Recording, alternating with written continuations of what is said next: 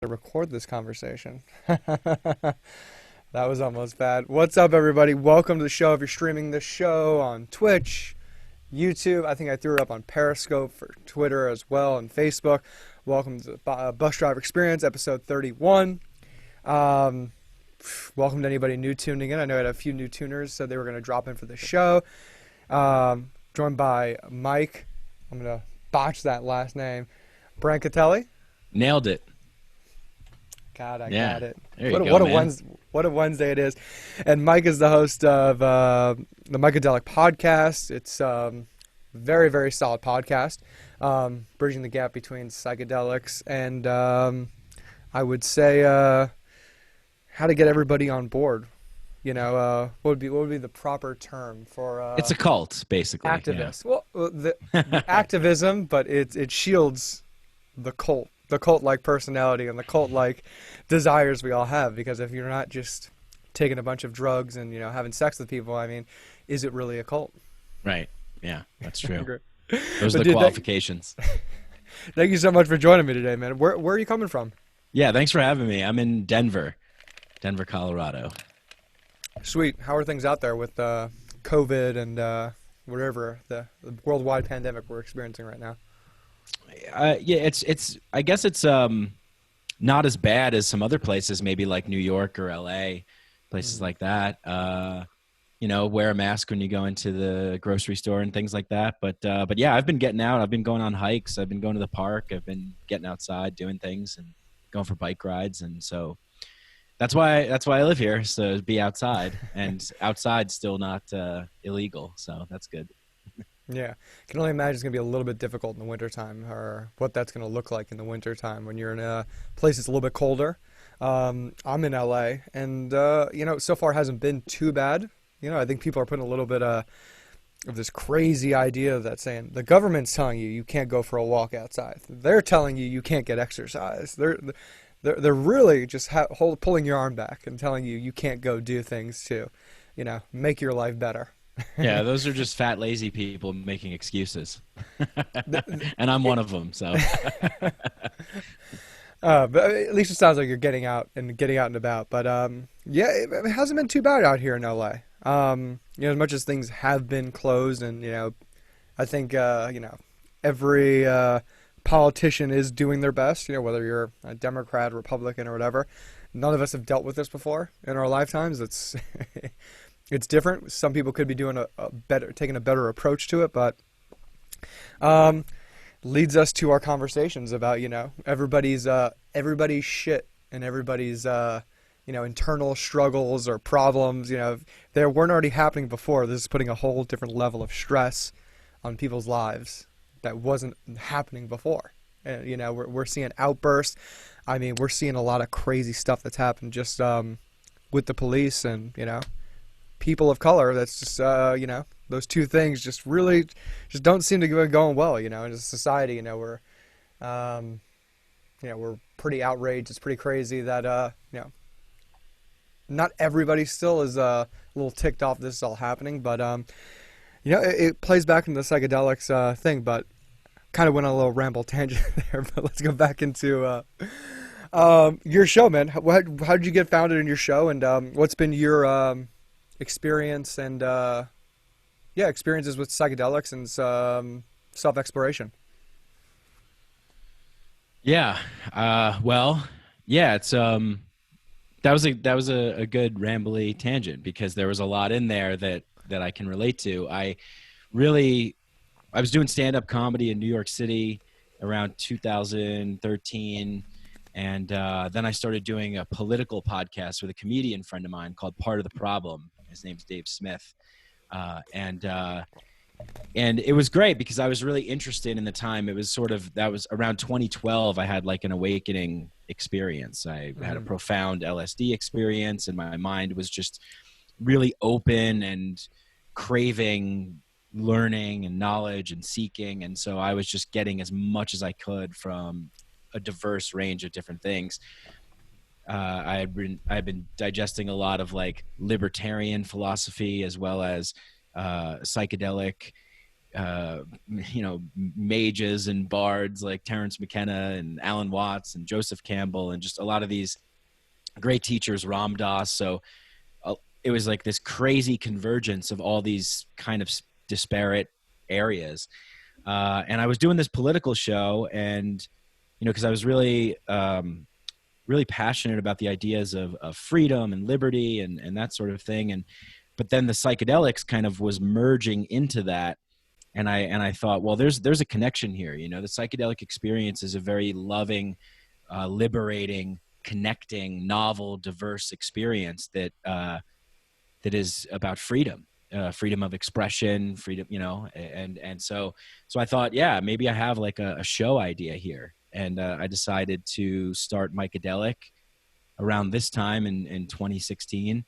Then I went and drank ayahuasca in Peru and came back, and that really solidified a lot of things. And I wound up leaving that political show and sort of leaving the limited, rigid ideology that I had sort of been in. Not to trash libertarianism or anything. I think they have some good principles, but I tend to think that whenever you find yourself in a particular camp, you kind of get bogged down by the sort of, the religious aspects of that camp. So I decided to just go off and explore and just do more psychedelics and talk to interesting people, whoever I thought was interesting. And it's just been going that way ever since. No, I hear you with that camp on especially libertarianism. It's just like, I think just as a young man, you get so sucked in, like, oh, wow, this is great, freedom, everybody doing their own individual thing. I'm a go-getter. I've created things for myself before. And then when you get there, like, well, how are we going to help other people? Like, oh, no, it's kind of let everybody do their own thing. And it's like, well, not everybody is, is capable, or has the same circumstances or chances as everybody else. And there's like, yeah, but we let the free market handle it. It's like, we could do a little bit more, right? We could do a little bit more to help everybody else. I mean, at least that's where I got caught up with it. And it's just like, no. There's a lot more we can do. There's another next step in that direction. But yeah, man. What you say your first experience was LSD? Well, no, I had taken a bunch of psychedelics in high school, through high school and college and stuff, but it was more, they were just kind of a part of partying for me. It didn't really mean anything. Yeah. I was a big partier. That was all I really cared about, was partying and having a good time. So I would like sniff cocaine and then like eat mushrooms and drink beer. And, it was just stupid. But my first real kind of, I guess, sacred, intentional experience was in 2012 at Coachella, actually, and yeah, and it was my first time there, and I just had some really, really good LSD, and it happened. I just finished reading Steve Jobs' biography, where he had said, I was a big Jobs fan, kind of geeking out on his like keynote presentations and Apple and all that kind of stuff. And so, yeah, I majored in communication. I don't know. I always liked like persuasion and oratory thing. And he was really good at that. And so he said that taking LSD was like the most profound experience, or the greatest experience he's ever had, or most important, significant, something like that. And I was like, wow, that's really interesting, because my mind had always categorized that as just like a drug, just another drug. Just some drug. There's a bunch of drugs. This gets you high. That gets you fucked up. How high can you get? And then after that experience I had, it sort of, it confirmed a lot of like suspicions and questions that I had about life and the world. And it just made me feel a little bit more comfortable in my own skin and in the world. And then it led me down that road of exploration. Like I wanted to learn about it. I wanted to learn about, what is this? What's really going on? What's the good information out there? I just was hungry to learn about it. And, I discovered that like they're doing tests on this at Harvard, and, there was a guy named Richard Alpert. Now he's Ram Dass. And, so it was fascinating to learn about the history and the science and the people that were really taking these substances to be, in a rigorous scientific approach. It's really interesting because, how old are you, by the way? I'm 35. Okay, I'm 30, but it's so interesting to see and listen to hear someone who's been on the that same kind of journey as well, in terms of the psycho, I wouldn't even say psychonaut, but just this self-exploration journey. I remember my first experience, psychoactive was probably MDMA, but again, you do it like in a nightclub experience, and it's like rave culture is so underground, and it's so you want to say like black market style, because it's just like all these people finding a way or a means to escape or take these substances, and then they're just doing it in these like really really obscure situations, and then there's mixing, and then there's drinking, and it's just like the worst things possible you're combining and throwing in together. And then also what I'm sure you've experienced this with your ayahuasca experiences. I mean, having a shaman and having a guide, and then also being in that setting as well, whether you're all the way in the Peruvian Amazon or, you're in the woods in the Pacific Northwest. I mean, there's so much the proper setting can do, not just get your mind in the right place, to get your, what you want to call it, spirit or your psyche to understand and kind of digest however much of this experience you potentially or possibly can, because it's a lot. And I remember my first LSD experience, and it's interesting because I remember I played the sports in college, and it was, I'm gonna be a basketball player forever. I'm gonna go off and run around the world, play basketball in all these countries, and I did it to the sense. But my senior year, got a hold of some LSD and just said, "Oh, let me just take the plunge." You think you're as an athlete, I'm invincible. I can go, and then bam, just like whoa, hold on. And it was very similar to how you talked about it, just having that whoa, what is this stuff? How and why was this experience? Not that it necessarily was an amazing experience, but just the hunger and the interest in just life itself really got a kick. And I've always been a motivated and person interested in the world around me. I have conversations with people online, as we can see right here, about psychoactive chemicals. But it was almost like a jump start. And I'm interested to go back into what was it like doing that in high school? Especially, now that we know, and I'm sure you've heard this stat, our prefrontal cortex is still developing by the age of 25. And you think about, what we did as, teenagers or kids, and, how that, may or may not have affected all that stuff. But what was it like doing that in high school, excuse me? Fun. Yeah, I mean, it was very fun. I had the time of my life. I lived in the moment, I really did. And, maybe to the detriment of my future self, but I wasn't really thinking of that. I think that, I was really angry at, the system, so to speak, or the systems. And I think a lot of kids go through that sort of thing. I think the way that our Western culture is set up is, that it produces this kind of rebellious and over-consuming, abuse of substances and alcohol and things like that, because it's so hidden, because it's not talked about in an open and educational way with wise types of elders, like a shaman type or someone like that.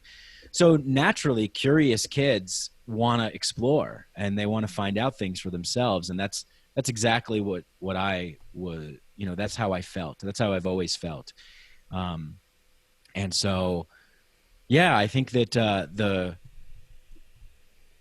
the conditions in which my exploration was set under more of a rebellious nature than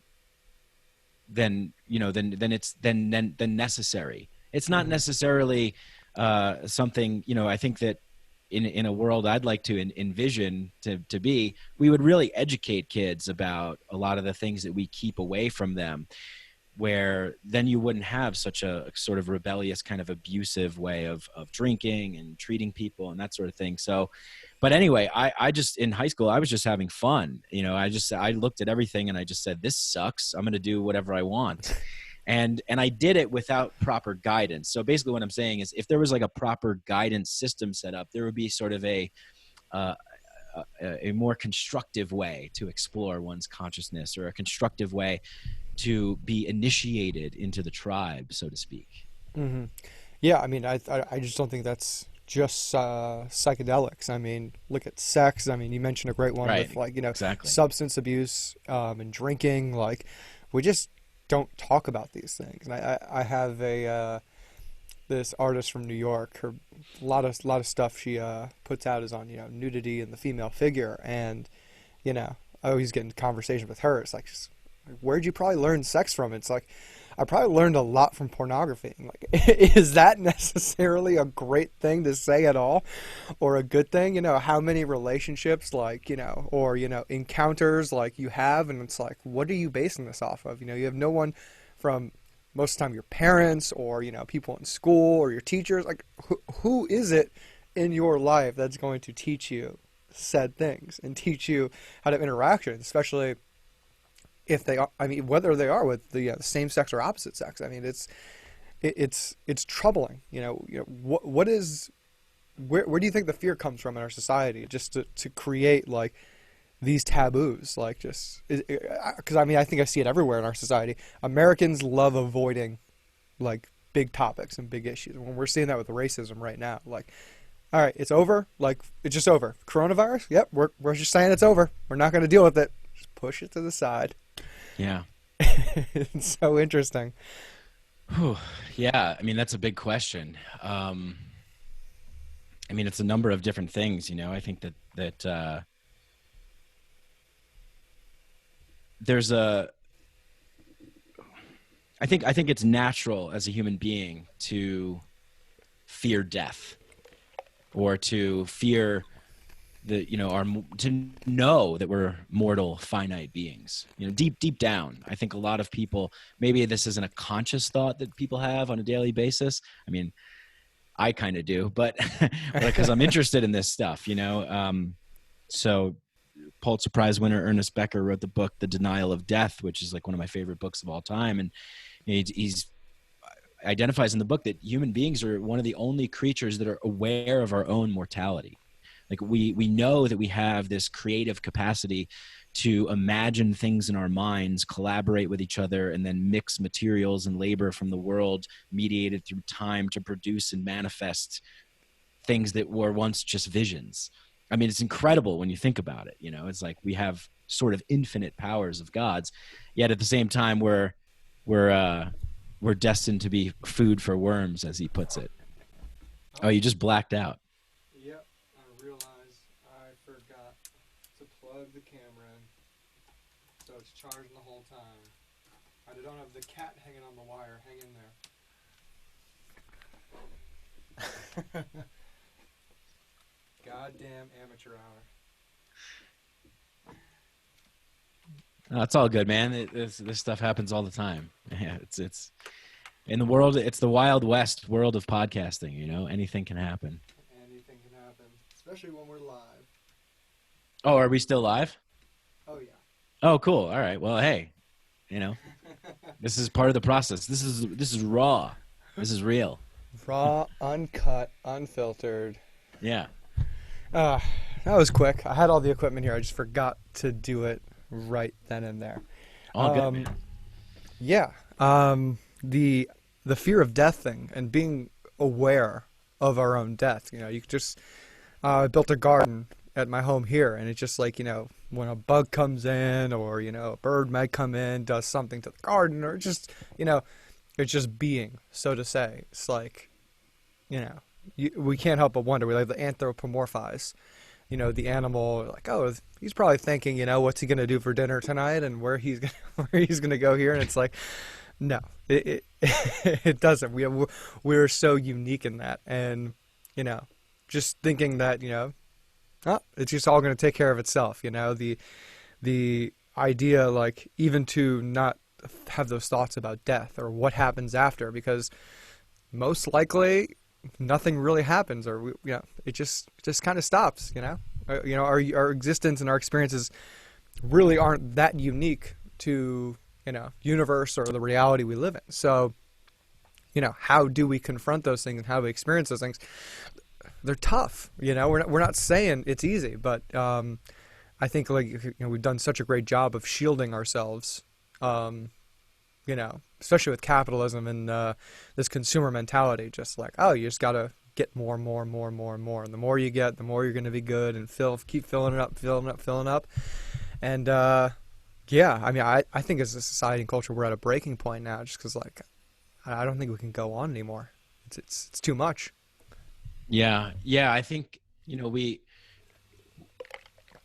human beings really like to think of ourselves as being really clever, and superior to the moth that flies into your room or the caterpillar, but we don't know what level of intelligence other sentient beings have, and the only level of intelligence that we know that they have is one that's comparable to the measurement of ours, which is pretty, it's difficult to do because we're looking at our level of intelligence and saying, well, this is the gold standard, and if we can't how could a plant be intelligent? I can't possibly, it's this sort of thing that we can't possibly fathom because we can't quantify it and we can't measure it, in this particular way.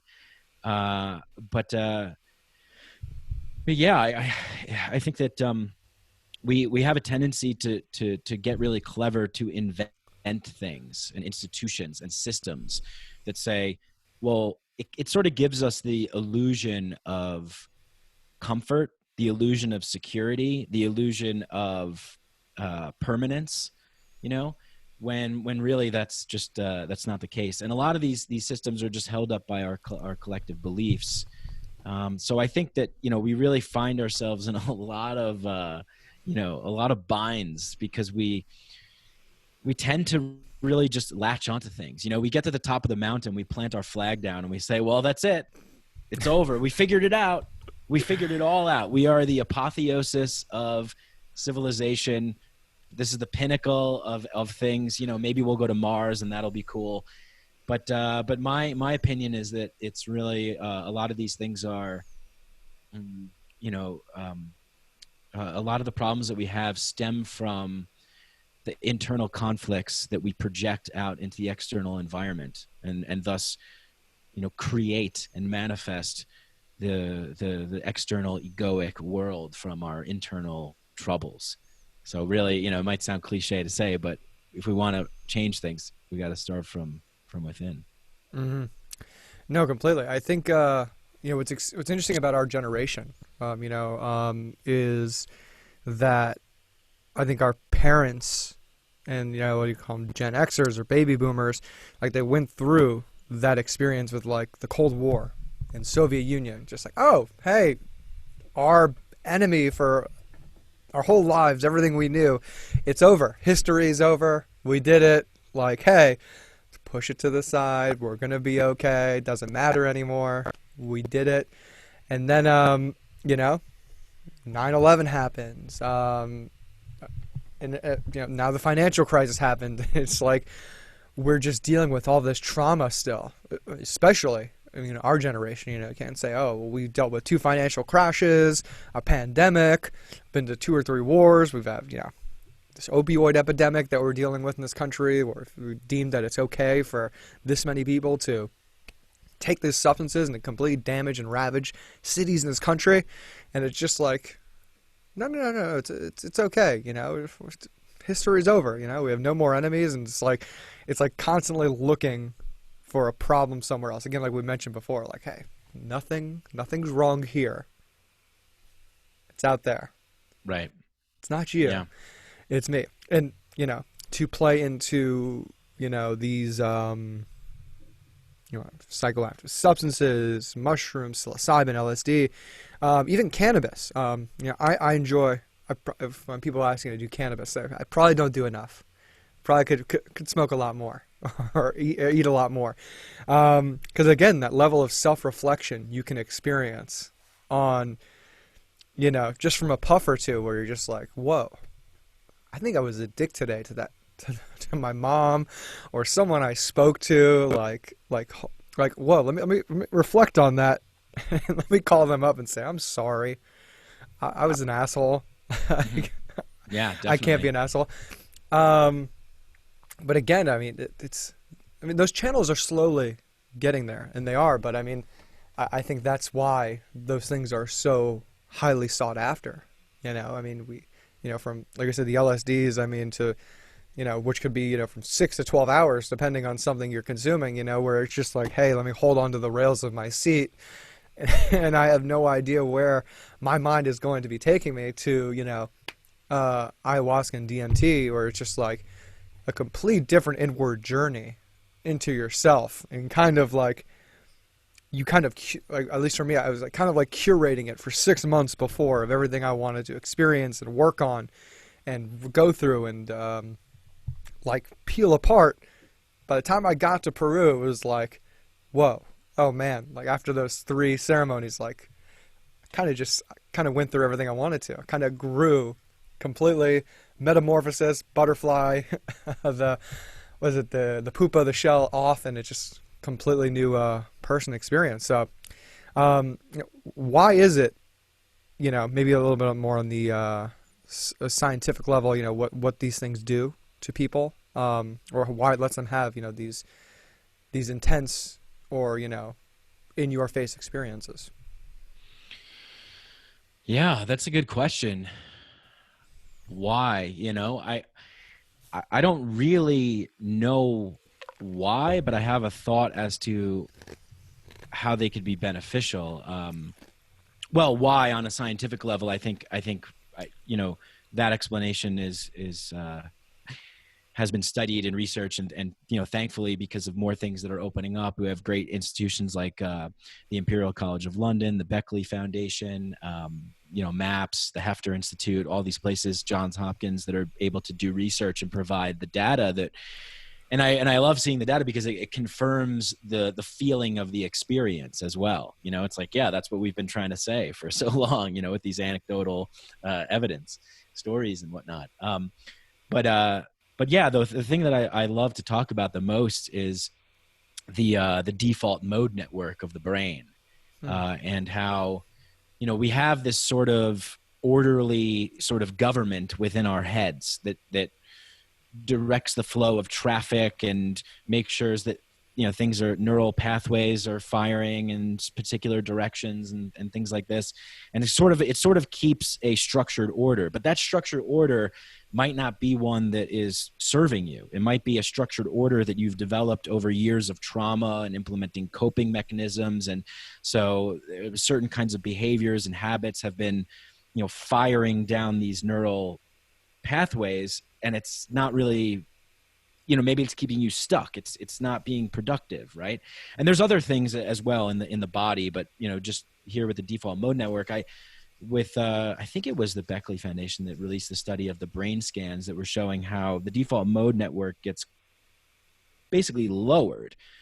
So it becomes subdued. It quiets down, and you can, I guess, maybe call this the ego as well. And it allows different parts of the brain to communicate with each other.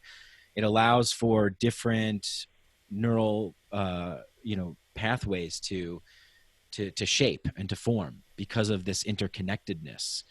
Hmm. So that I think is really important, because to me it's the psychedelic experience a lot of the times, when done intentionally in like a ceremonial way, is really like, it's like defragging a computer. It's like a cleanse, it's a restart, it's taking out the trash. And I think that's really, really important, especially for human beings in this particular kind of environment, where we grow up with an overload of sensory input data coming from the internet and television and media and this thing and that thing. And so the cleansing aspect is something that I like about it a lot. And I think that's the way in which it was used. It's been used in many ways, but to provide visionary experiences, to gain information from higher powers and these kinds of things, and to bring that back. That's the thing that I like most about the psychedelic experience to me, is after the experience, how can we then integrate this into ourselves and then into the communities in which we care about? What can we what can we learn from these realms? What are they saying to us? What is the message here? What do we need to do? Like you said, getting introspective when you're smoking cannabis, realizing you might have been a dick. It's like that cleansing of the soul palette, of the mind palette. You know, I think we need that. So why, I don't know, but they're here, and those are the things that they can provide to us if we're open enough to listen and to take them with respect and reverence. Yeah, I think I haven't read Michael Pollan's book. I know he did a big deep dive into, I don't know if it was mushrooms specifically or a lot of psychoactive substances, but yeah, he detailed it like having that good hard reset where it's, hey, let me get a good wipe, because yeah, I mean, I could honestly admit I'm so overdue for a psychoactive experience, because like, just, you know, you get so rigid in your ways, like whether you want to say, you know, your wiring just gets so ingrained into the walls of your head, and you're just like, no, this is how I gotta be, this is how I am, this is how it's gonna be, this is the only way it's gonna work this hard to get here and there and there. And you even realize, like, you even, like, your ego holds yourself hostage to growing, to experiencing new things. And yeah, I mean, I would even say it's a good laugh right here. It's a bad laugh, like, oh man, like, yeah, we're not gonna let you do it still, we're not gonna let you grow. But yeah, it's really good. And I know you had mentioned some of the channels, and the new places where people are researching, people are writing about these things. And it's really getting to the mainstream. You know, we look at the history, you know, Timothy Leary, Dustin Alpert, aka Ram Dass. I remember reading Be Here Now in like 2014. I'm like, this book makes the most sense. Like, I get this guy's journey, like the path he went on to go from here to there, interested, curious, and knowing more and experiencing more. And it's like, this guy, it makes so much sense. But it's really interesting, because then you can look at the other people, like in that space, like Hunter Thompson, who, you know, amazing writer, you know, I would say a psychonaut in his own regards to, you know, watching, you know, someone who struggled completely, you know, is an amazing artist, but, you know, struggled completely with, you know, taking all those substances and, you know, mixing them and experimenting with them in all these different ways. And, you know, you see that struggle part there, and, you know, someone lost, you know, in their time, to, you know, just pushing it so hard. But it's amazing to see the channels that have opened up and that are opening up. But, you know, you think about back then, if we were having a conversation like this, the government would want to be watching you and listening to you. And you can't help but say, like, hey, it's kind of a success. These two guys are talking about this on the internet, broadcasting this out to the world, where people can learn about it, they can know about it. So, I mean, it's fantastic that, you know, these channels and these operations, you know, those pioneers have paved the way for stuff like this to happen. Yeah. Yeah, very much so. It's really nice to see. Yeah, we live in a very interesting time right now. It's, yeah, you don't really see too many people being rated for having conversations about psychedelics or something like that, you know?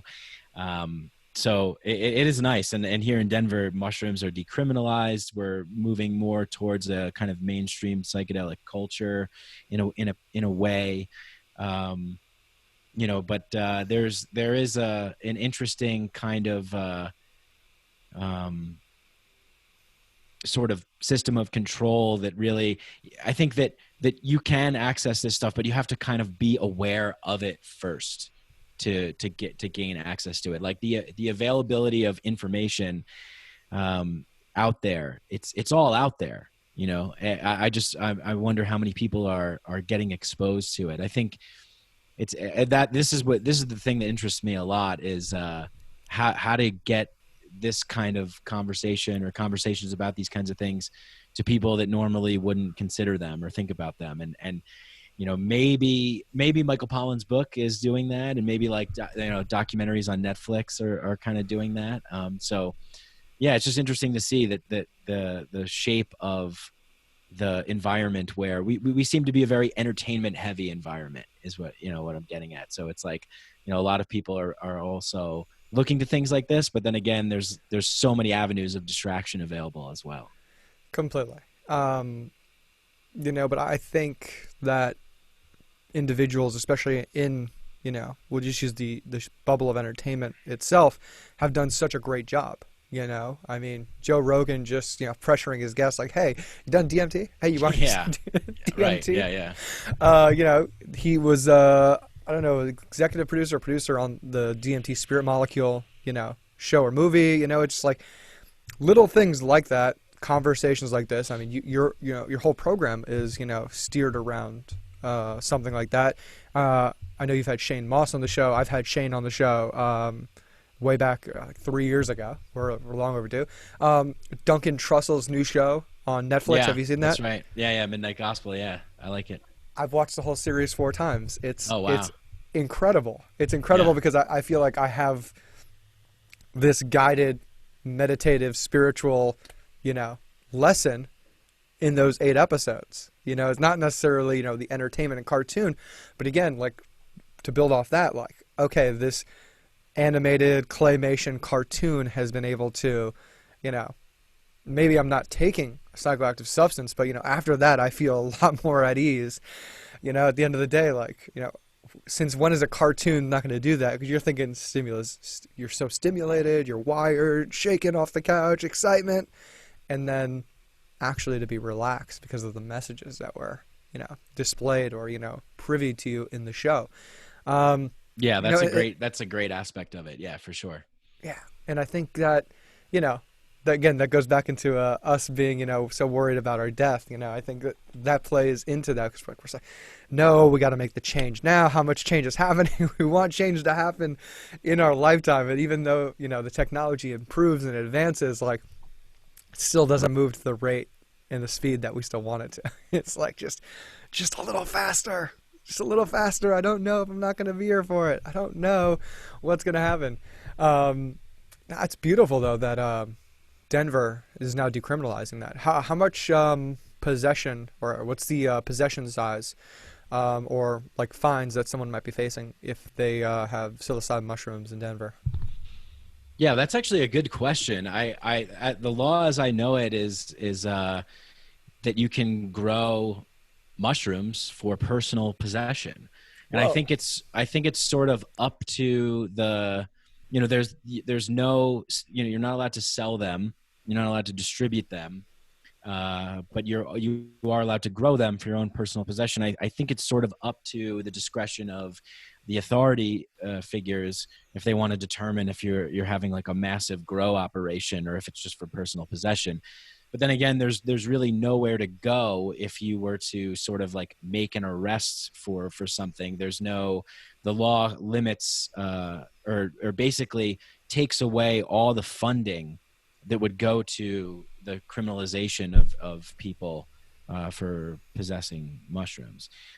So yeah, I think it's a great first step. It's a good step in the right direction to just say, and it's great. I love it because it also, I like the idea of empowering people to grow their own. You can grow this stuff. It's kind of easy to do, and it's abundant, and you can grow a lot of it. And you don't really need to, sell it for mass profits and things like that. I mean, that's not what the mushrooms are about. So, if everybody that was interested in mushrooms just grew their own, I mean, that to me, that's a nice, that's a really nice thing. Yeah, listen, just a gram and a half, on a nice afternoon. Like, listen, you don't need that much of it either, and you shouldn't be giving away. We're talking to like, people talk about heroic doses, that 5 gram mark or 7 gram mark, and you're just like, yeah, they're nuts. Well, you're talking to one of them. So. Yeah, well, I've gone that deep too, and it's just like. I think that's one of my last major big experiences with it, because it's like, ooh, I'm gonna pump the brakes. I saw enough from that. Well, that's a good, that's good. Once you get the message, hang up the phone a little bit. You don't always have to do these things all the time. I'm not, I have a show called Mikeadelic, and people might think that I'm like popping psychedelics all the time, but I'm really not. Yeah. You know, it's I like to do them with intention, with purpose, for reason, in a ceremonial setting, and I also like to do them occasionally at, you know, like a music festival or something for fun. Mm-hmm. You know, that's sort of the way I go about it. The big thing you said there, and I'd love for you to elaborate on that, is, you know, intention and purpose, especially when it comes down to these very, very strong, very powerful substances.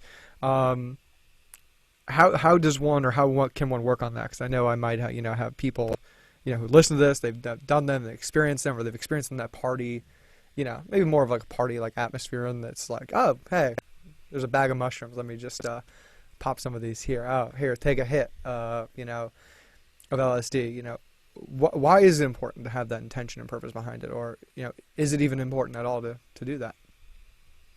Yeah, I mean, sometimes not. You know, like, I think that you have to just know yourself. You know, you have to just know yourself. If you know, you know, look, if I've done LSD a bunch of times, like if I was at like a party and my friend was like, "You want to hit?" I'd be like, "Yeah, let's." If I felt like I was in a fun, loving mood, you know, that sort of thing. I mean, it really is what you want to bring to it, right? I think the setting aspect of it is really important, and the substance too, like knowing it, you know, testing it. Dance Safe is a great organization that provides test kits and things like that, so you know what you're getting. You know, that's one of the big flaws of the whole war on drugs, is that it's, you know, besides all the unnecessary arrests and the violence and crap like that, and the money being spent on it, is that people don't always sell you the thing that you think that you're going to take, and then that results in deaths and things. So anyway, but yeah, I think just know yourself, know what you're getting into, know the substance, and the intention and the purpose aspect of it. You know, I bring this from the ayahuasca sort of model, you know, being in Peru, living in Peru, working with ayahuasca and with the Shipibo people of the Amazon in Peru.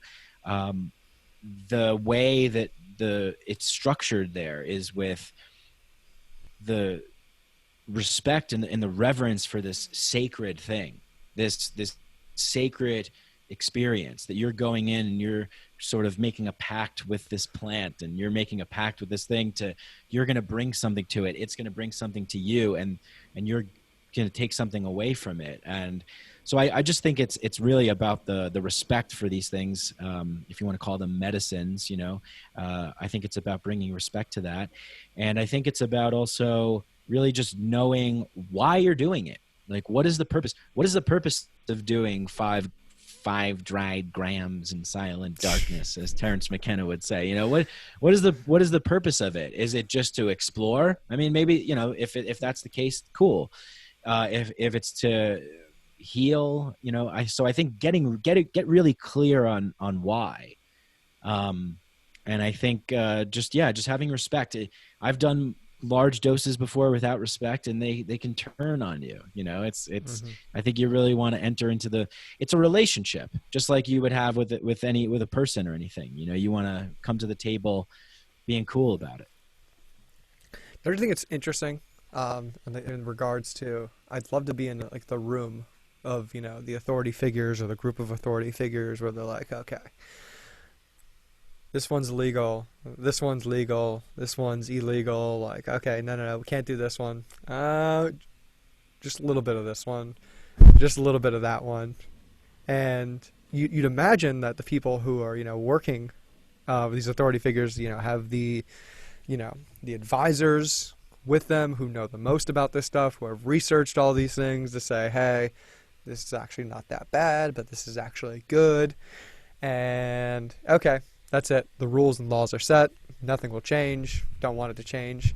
It would be such a weird conversation to be in on, or just to be a fly on the wall in the room when, you know, those laws are set or they're kind of passed, to understand, you know, why or what, you know, do we not want these things a part of our culture, about our society or civilization?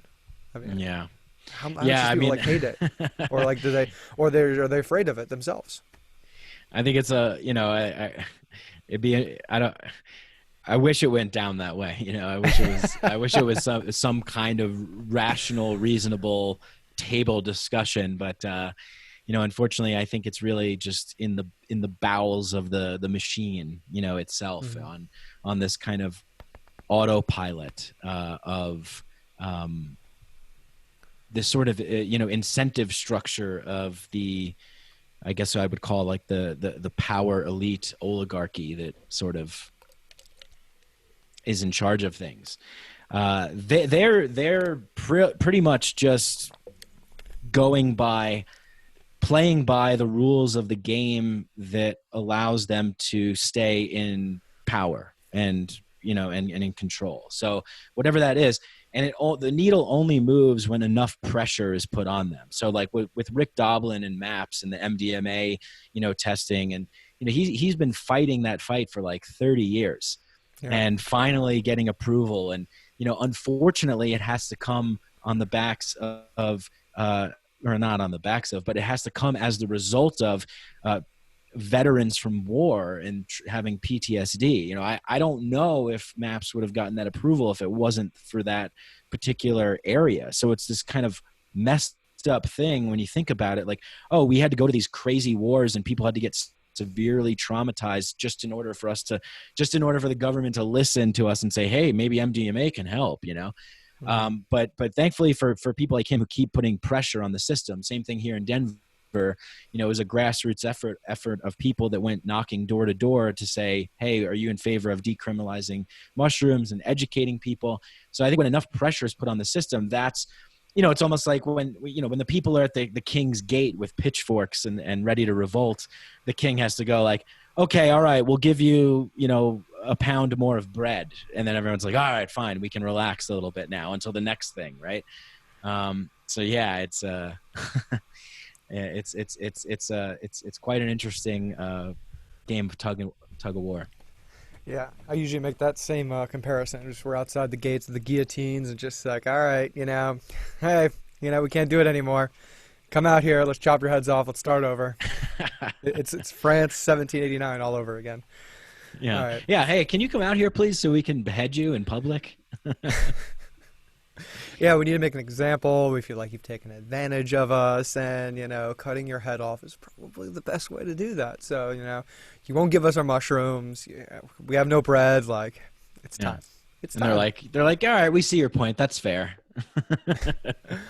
What's interesting with mushrooms is a lot of people don't know that they, in the animal kingdom wise, they're like their own separate branch on the animal kingdom. I mean, it's I don't even want to call it its own animal. It's not even just its own species. It's just its own kingdom. It's really incredible. Have you seen the Paul? I don't know if it's Paul Stamets documentary. It's on Netflix. But the magic mushrooms or the magic of mushrooms. Fantastic fungi, is that the? That's the other alliteration that we're talking about. Yeah. Yeah. Fantastic fungi. Yeah, it was great. It was amazing. Yeah. Amazing documentary, and I've been experimenting with mushrooms. Probably cordyceps more. And cordyceps are great. Yeah. Yeah, I think people get confused all the time because they're just like, oh yeah, here, try this thing, and it's and I've been taking the one supplement from like on it for like I said, like 10 years, the Shroom Tech, and they're just like, whoa, what are you giving me? There's no drugs in here, right? There's no drugs. And it's like, no, it's good for your cardiovascular health. I'm gonna go take it before I exercise. Gonna go on this run right now. It's like, oh, okay, but like. That stigma with that word shroom around it is like it's insane. But from the lion's mane to the chaga to the reishi, there's just so many that have so many amazing properties that could help. I mean, just I wouldn't say help people, but just are amazing for our health, our wellness, and our bodies. Again, back towards hemp, back towards this whole idea of prohibition. And from people you talk to, have you talked to anybody who is battling and fighting prohibition on the show? And where do they say we're at in all of this? Yeah. I guess I sort of always bring it up. I bring it up a lot. I talk to a lot of people about it. I think that there's a lot of there's people at like the Drug Policy Alliance, who are doing really good work, and just a lot of people all over, and some of the organizations are escaping me right now, but anybody that's really, standing up and speaking out and talking about these things, and there's people that are working on, public policy and that sort of stuff. I haven't really got into in-depth conversations about that, and I think it's mainly because that's sort of not my particular area of interest. I think I like the fact that, like, I love the fact that people are doing that, but for me, I'm more interested in sort of creating alternatives outside of the system that are attractive and appealing, that sort of work on their own without having to sort of get permission from authorities and public policy and that sort of thing. That's sort of where I'm more attracted to, is sort of spontaneous, voluntary, grassroots communities coming together to sort of build things that that function without the approval necessarily of like the policy makers and things like that. I'm just a big believer in that sort of like Buckminster Fuller quote where he says, if you want to change want to change the existing paradigm, you don't fight against it, you build something that makes it obsolete. So I sort of I like that a lot, but having said that, I'm not discounting the efforts of people that are fighting the policy and trying to change. I think it's all necessary. Everybody plays a necessary part, and it's a necessary component of the whole of bringing humanity back into being whole, instead of this separate, compartmentalized othering that we see exist so much throughout the world. I really am interested in the sort of integration into wholeness, and I think that the best way that happens is when people are like passionate and voluntarily come together to make informed agreements with each other about how they want things to be. Yeah, I think that I was able to really touch on the importance of community organization, like the grassroots style, like, especially after seeing what's going on politically, and it's just like, your own interest or interest of people around you and who live around you just aren't taken care of. And that's normally how I vote. I vote very municipally, especially for the local areas. I mean, what is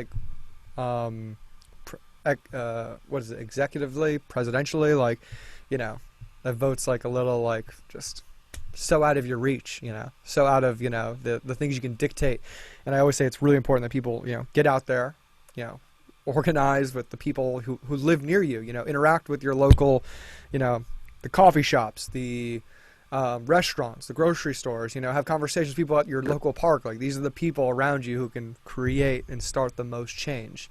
So, I am excited for COVID to be over. I'm out here in Echo Park in California, but to, get some community organization stuff going, whether it's like, hey, like going to the extreme where it's like, hey, you have hundreds of people in an organization that live around you. If you guys all decide like, hey, we're not going to go to work, we're going to protest or do something, I mean, that's power.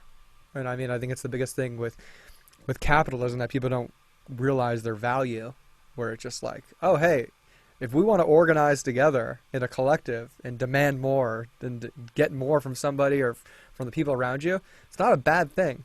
You're just told that's a bad thing, that you're not supposed to do that. You're not supposed to collectivize because that's socialist. And like that, like, no. Treat it like capitalism. We're going to go to the table. We're going to demand more. We don't like our deal. We're not going to do anything until we get more. And it's great what you guys have done in Denver, because I think that's a real testament to the power of people coming together and making that change, especially on the smaller scales, especially where you live. I wish more people saw the power of that. Yeah, and it changed my opinion a bit about some things, but I think that you do have to play within the system to a certain degree, right? I think and that's sort of one of the things that I've learned, because my sort of default positioning is, it would be way better for everybody to just make their own personal choices when it came down to what they were interested in consuming, in putting into their own bodies. So we shouldn't necessarily have to gather the opinions of the group to say, hey, is it okay if I eat a mushroom? Is that all right with you? And ask everybody, right? So it's this, democracy, in my opinion, is not necessarily synonymous with freedom. And democracy does have its merits and values. I do find it difficult. So playing to the sort of democratic system that we have, yeah, it's great that we were able to get that done. I would like to see a world in which more people respected other people's differences and choices without having to be forced into agreeing with that, if that make, like in a sort of voting way. But I think that only happens with more localization and more education and more understanding and consciousness expansion, right? The expansion into the idea that we don't have to necessarily be involved with things that we don't agree with. No, I mean it's a pretty deep topic to get into. It's like why do we need to still come to this agreement on a very, whether you want to say minute or minuscule level of what I want to consume or how I want to on a bigger scale experience reality. Like I think you're completely right. I don't think there is a necessary need to have to come to the agreement in terms of of something as small and minute as that. It's like we've created a bigger bureaucracy and a bigger system to deal with like things on such a small level, when it's like maybe that's something we don't need to touch. Maybe that's something that it's going to be okay. Yeah, you hit the nail right on the head. The bigger bureaucracy, because it's an inevitable conclusion that happens when you have this, as I was talking about before, like the orders of control, right? Like we want to control our environment. We want to control. We don't want to die. We want to live in a safe, secure, sanitized, and healthy, clean world. So we just keep adding more and more layers onto the orders of control. We have problems, and we approach everything like with a warlike mentality. I mean, even this like COVID thing, it's like, one of the things that really disturbed me about the lockdowns and things like that was that, I just thought like, okay, well, this is great. That if this is such a serious threat, that we can mobilize and that we could and the government and that people can take action to solve a problem. Why can't we do this for a lot of other things that are really, really bad? Like if we have the power to mobilize and to mandate these kinds of rules and laws, then we should be able to do that for hunger, homelessness, all these major problems that affect people. But unfortunately, that's not necessarily the incentive for them to be tackling those issues. There's not a lot of money to be made in that. Well, yeah, I think again, it comes back to the people not dealing with their own shit or their own problems to say like, well, look at that homeless person over there. I can't go give them my money and pay my tax dollars to help them. And I think I just love throwing it on the people like, have you ever been in a bad place? Have you ever been at zero? Have you ever just couldn't get it going for a few weeks, months, maybe years? And now that you've made it out of that hole or that problem, like what if I told you that person that gave you that one chance or that last chance to get out of that situation, or to get to the next step to where you want to get to? What if you didn't have that? What if you didn't have a family? Or I think the stat, just having a mom and dad and growing up in a together home allows you, percentage wise to have a certain X amount of success or to get certain places in life. And it's like, that's just something to be even more grateful for. It's like an opportunity that, that allows you more success. Having just one mom or maybe one dad, limits you to the barriers of growth in our society. And it's like, can we, like you said, can we just look at that? Can we mobilize to help people who, give them a, extra attention because they don't have two parents in their home, or, they don't have a home at all, what that's like and how we can open up I think, the levels of accessibility, with whether it's business or just culture and society itself. Like, yeah, what you said, we set up those walls. It's like we need that good hard reset to tear down those walls. Exactly. Yes. Yeah. That's Yeah. right. Yeah. Yeah. Quieting the default mode network, the societal default mode network to, as within, so without, right? Like as above, so below. So it's like everything is a mirror and a reflection of what is happening internally with the people that occupy the geographical space in which we're existing in. So it's like we're building our environment, our systems, our institutions, and in turn they're building us in this feedback loop. Like we can change that. I think we could change that with more awareness. Unfortunately, a lot of times that change comes from crisis. So one of the, this particular crisis that we find ourselves in with this pandemic, I think is the silver lining to it, or the alternative angle to it, rather than getting wrapped up in the fear and everything, is how can we stop and have a reset and rethink, hey, maybe we can change things. Like maybe some of these, these programs, these institutions, these laws, these rules aren't necessarily the most beneficial or effective. Like maybe there's other ways. Yeah, I think people are just so blind to look at the potential or the projections of, where it can,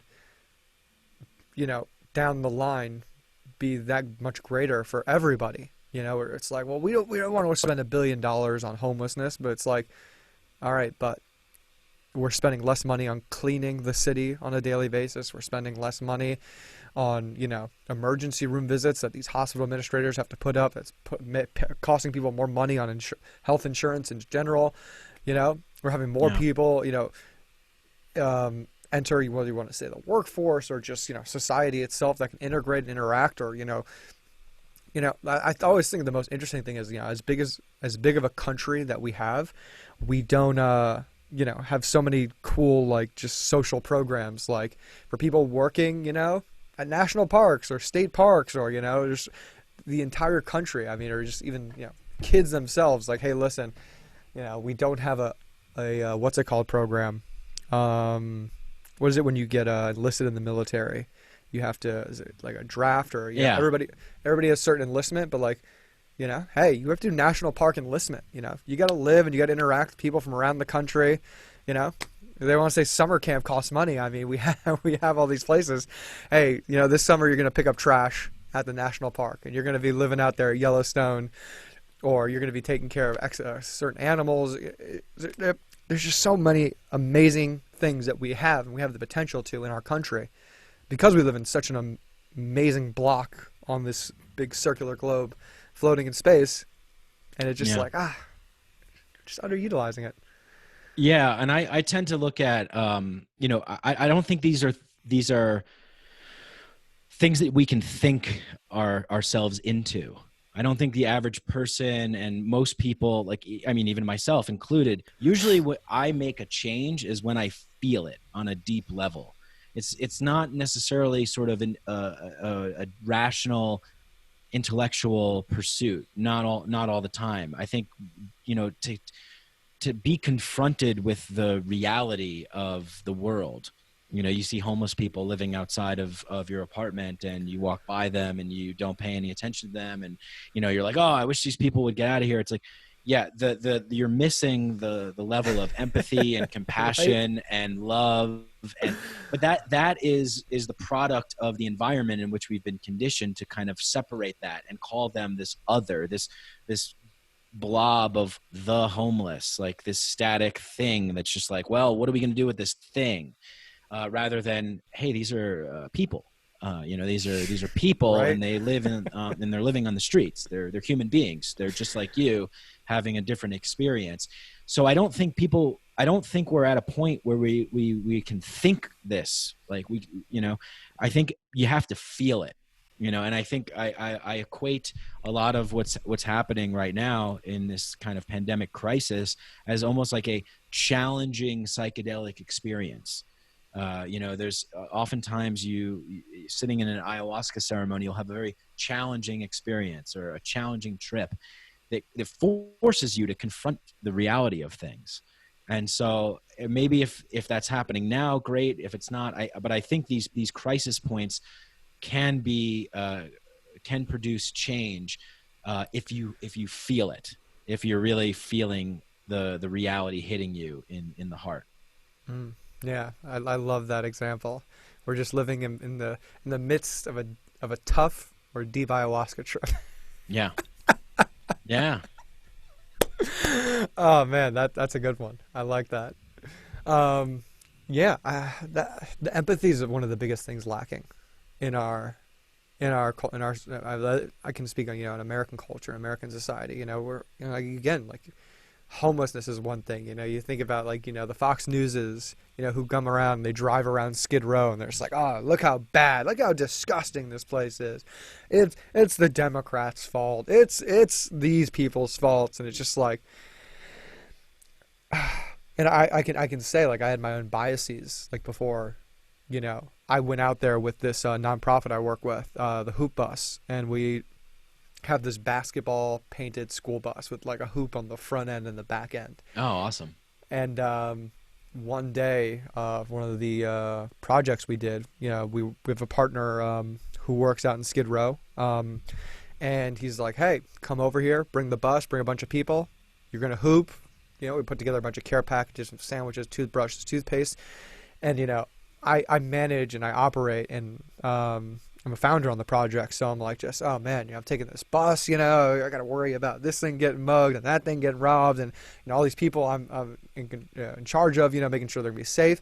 We get down there, and it was one of the best humanizing things that I think not only could I've done since I got to California, but playing basketball with people. It was amazing. It was beautiful. You're high-fiving, hugging people. You're not thinking about where they came from, if they showered. We're just hooping. The thing that I know most and best, and just being able to do that with people. And it was just... What inspired you to do that? That day with going... Or what inspired you to get involved with this project, or did you create the project? So after I finished playing ball, I kind of picked up this persona and character. I'm going to start a podcast. I'm going to take on the bus driver character. And it's kind of built off Ken Kesey's Electric Kool-Aid Acid Test, Hunter Thompson, Jack Kerouac, all wrapped up into one. Nice. And since I moved out here, I went to the Venice basketball courts, and there's a league that goes on there in the summer. And I was out there I think it was only October, November. And I jump on the court. Founder and I start talking, and he looks at my Instagram later, and I have this beautiful photo that was taken in Chile with the bus we had, because we drove it all the way to South America, a different bus. And he's like, wow, you're a bus driver? I'm like, kind of. Yeah, I'm a bus driver. Sure. And I got a phone call a month later, hey, we're actually shooting this show too. So as I wrote this little 6-episode mini doc / TV show we're putting together. Hey, we're going to go look at this bus tomorrow in the desert.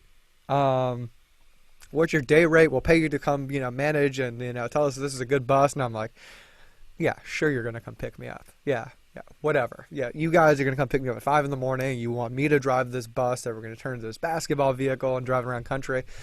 And they showed up at my house. We went out to that bus. And over the next month, we put together a GoFundMe. They raised about $25K. And a month later we had this basketball, this school bus that we put these hoops on, and then we've done a bunch of these experiences. We've basically went on a Kobe Bryant pilgrimage, and I mean that as accurately and sincerely as the definition of that phrase sounds. For the All-Star game, their other company, their parent company, Venice Basketball, was remodeling and rebuilding a court in the west side of Chicago. And they ended up building this $100,000 court remodel renovation of this gym. What was the name of that gym?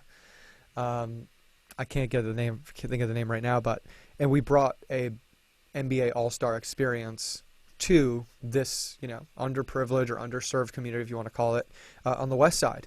So some of these people may never get the opportunity or chance to go to the United Center and pay $1,000 a ticket or $10,000 a ticket to see an NBA experience. But we had a big projector going up on the wall inside there.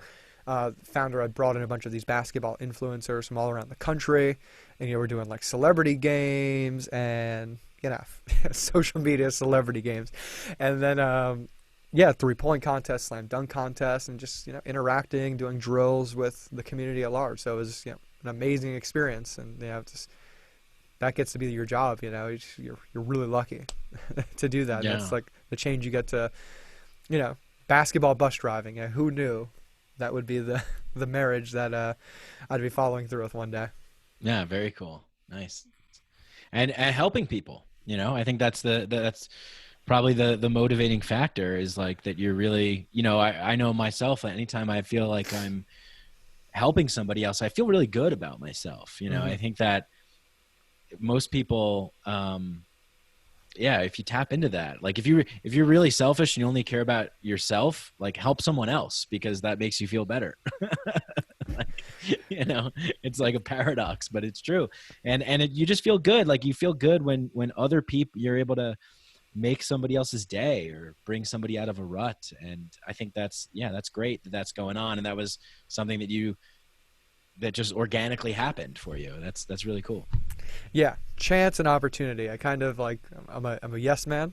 I'm working on not being too much of a yes man, but what I've discovered is I hide myself in saying yes all the time at work and trying to take on all these different projects, from dealing and treating with that thing. So trying to get better with that, although it's allowed me to, do some amazing projects and do that, build a life for myself after sports. Cause, one of the big projects and people I want to help are former athletes, from the professional level to, the post-college level, trying to fill that void when you've been doing something for 20, 25 years of your life, or 30 years for some people. Like, I just hear story after story. And it's just like, I'm lost. I don't know what to do. I don't know how to experience that. And, athletes are different people in the sense of we're taught so well how to hide our emotions, hide our feelings, keep your composure, don't show weakness. Can't let that guy or the person even in the crowd know that, them calling you a fucking piece of shit and I'm going to kill your mother. Like, you can't let them see that that's getting to you, even though, like, that's just, like, insane. Wait, what did you say to me? Like, you want to turn around and kill somebody, but it's like, can't let that phase. And so a lot of these guys, men and women, really don't get to experience or even get the chance to filter through, those, are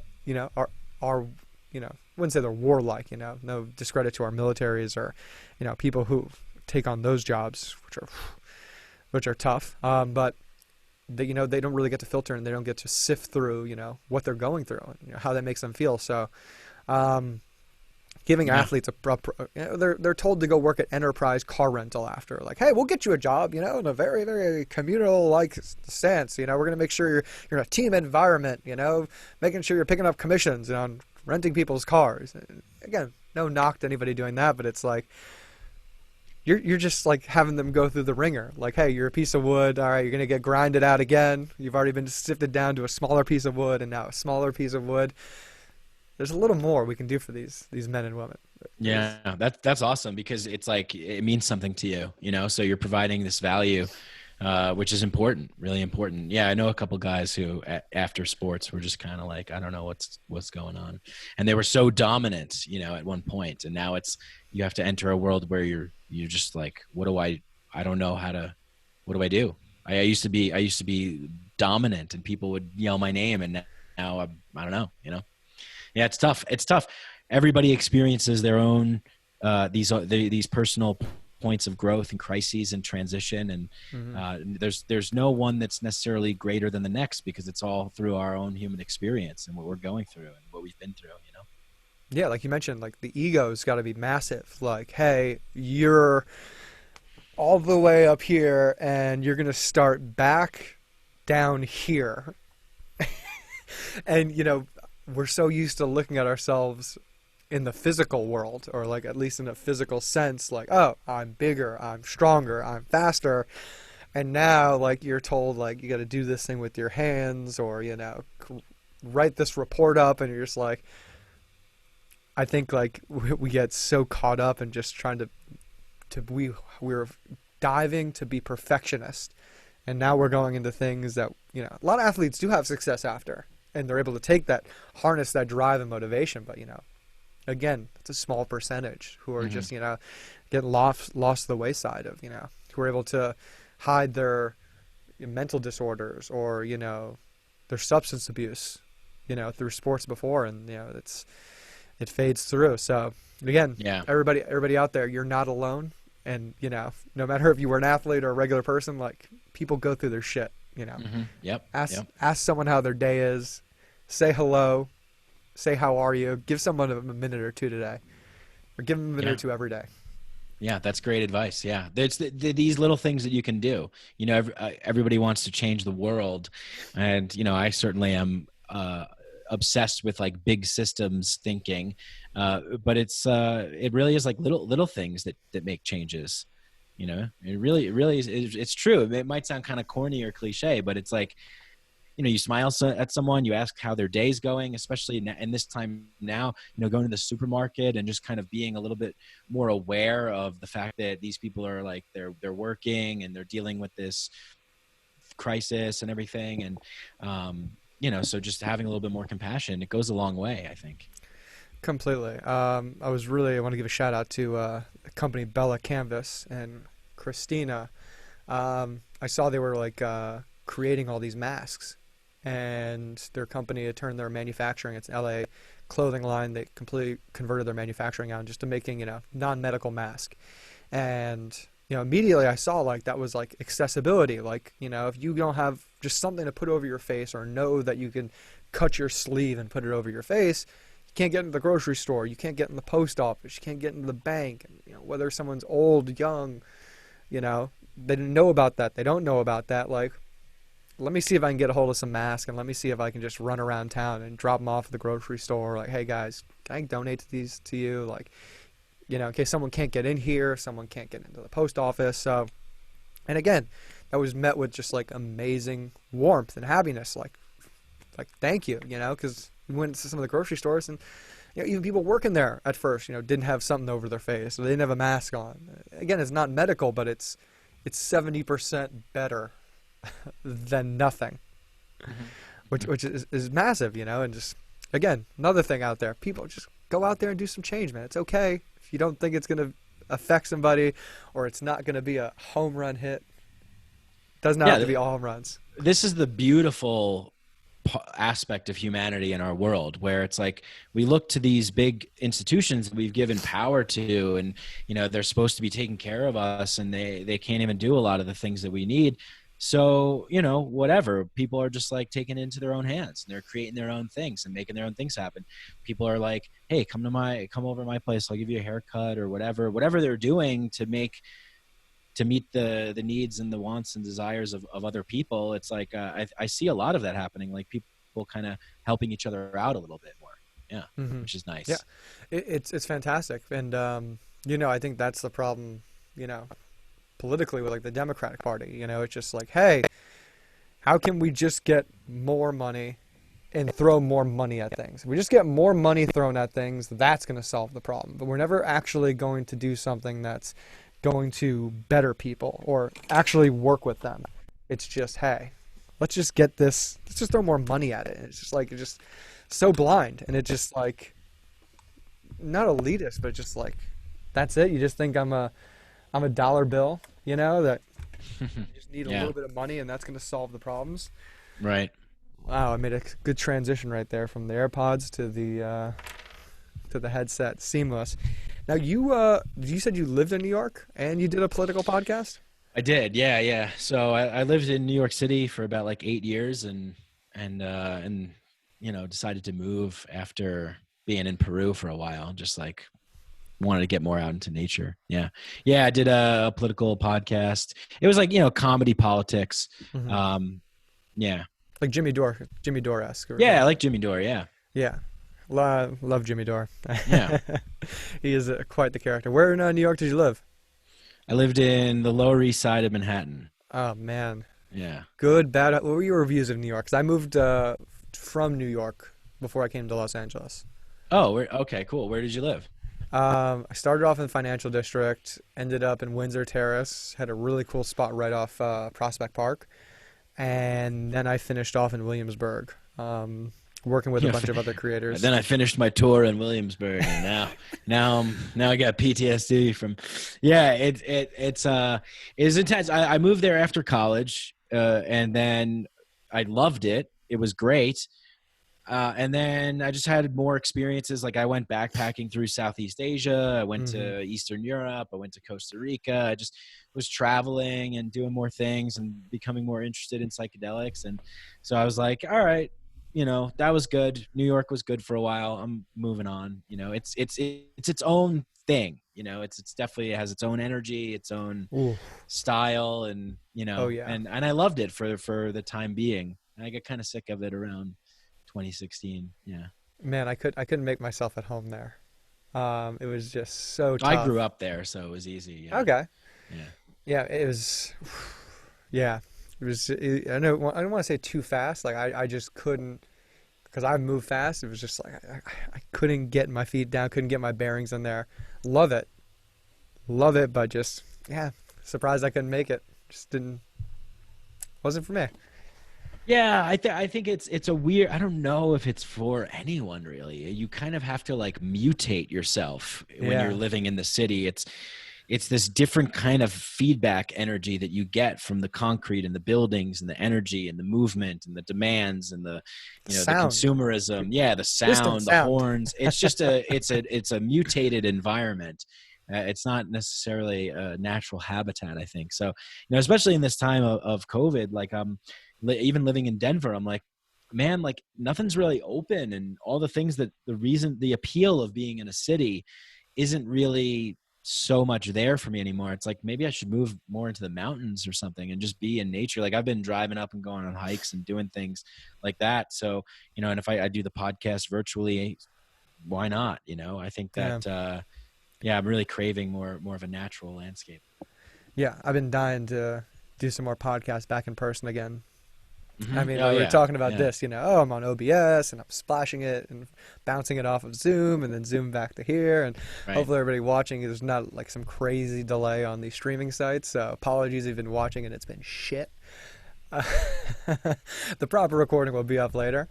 But yeah, it's I think the toughest part about this whole COVID thing is that we're social creatures, and we're being told you can't be social, and again what that does for us. Even like you're talking about the New York setting.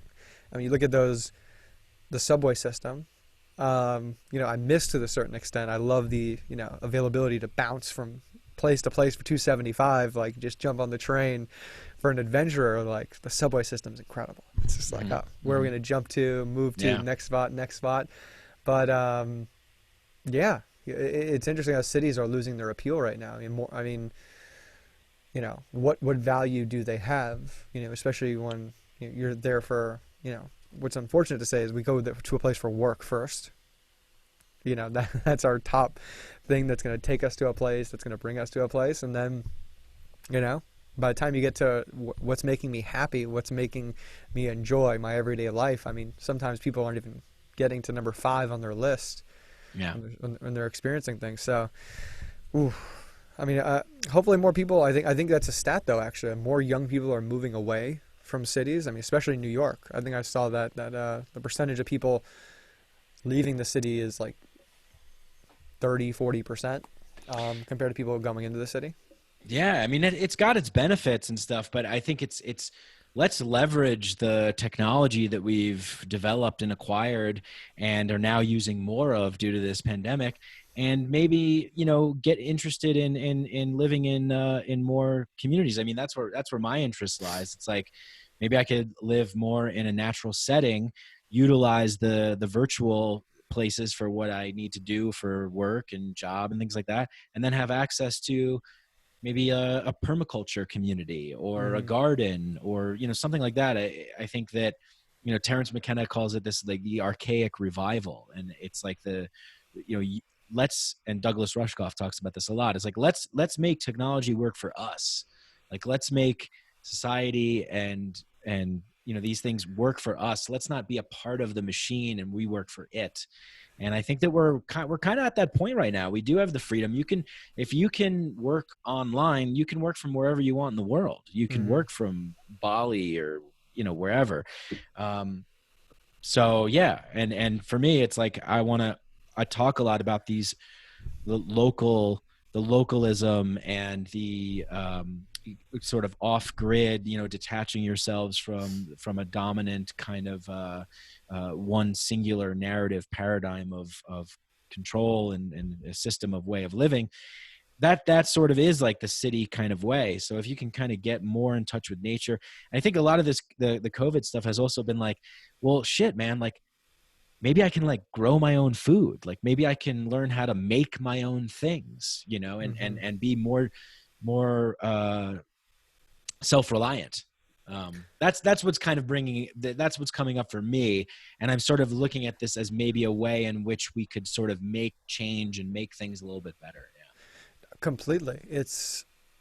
I think that's one of the big problems we have with science, technology, and, philanthropy, so to say. It's just like, hey. Right. Yeah. Like you said, throwing money at things. Yeah. Yeah. Like, hey, wait. You guys are trying to figure out how to live to 200, but we can't make sure that everybody knows how to be healthy and has, accessibility to food and healthcare. Like, I think we're going about this the wrong way.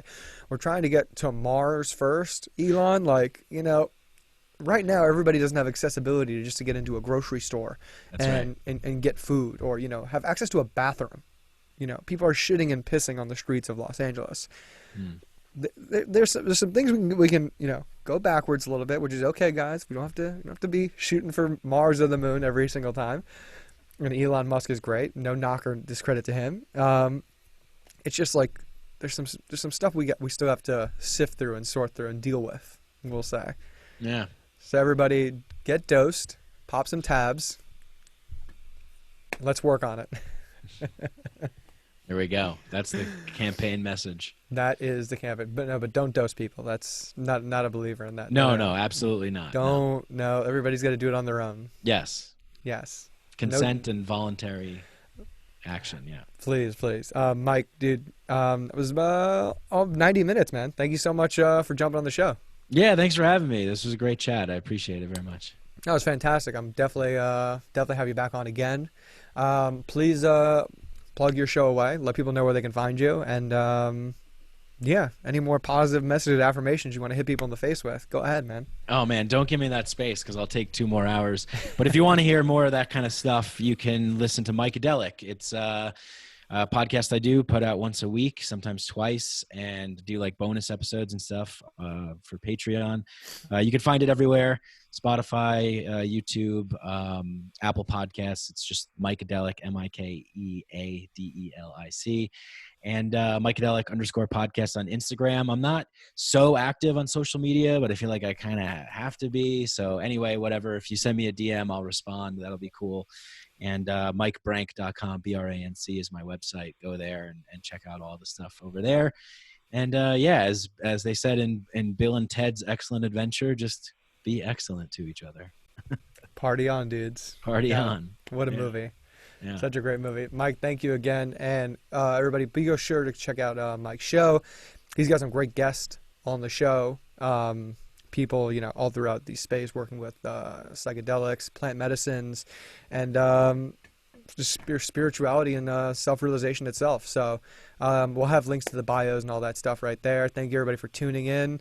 Go ahead, subscribe, and like the show. That's how more people can find it. Thank you guys so much for sending me messages. You wanted to tune in, send me some questions and some interesting topics to talk about. And yeah, no matter where you are, no matter where you're going, you're either on the bus or off the bus. See you guys later. Awesome. Stop.